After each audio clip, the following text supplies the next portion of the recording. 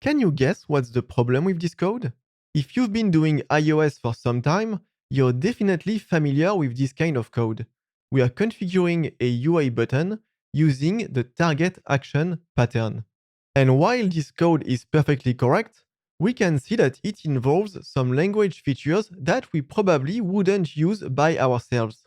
Namely, we are using selectors and annotating our method with @IBAction.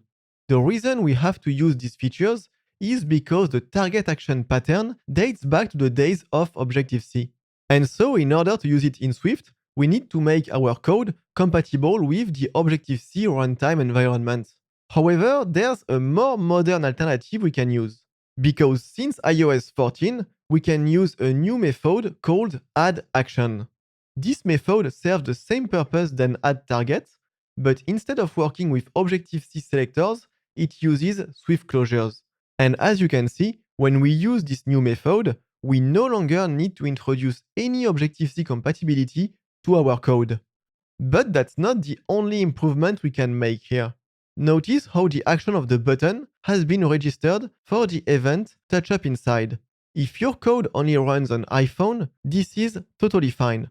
But if you plan to support other platforms, it's actually better to use the event primary action triggered instead. The reason is that touch-up inside is only triggered in response to touch interaction, and so it won't be triggered if the user interacts with the button through an Apple TV remote or an iPad keyboard. That's all for this video. I hope you've enjoyed discovering this new API of UI button. Don't forget to like and subscribe to the channel so you don't miss the next video.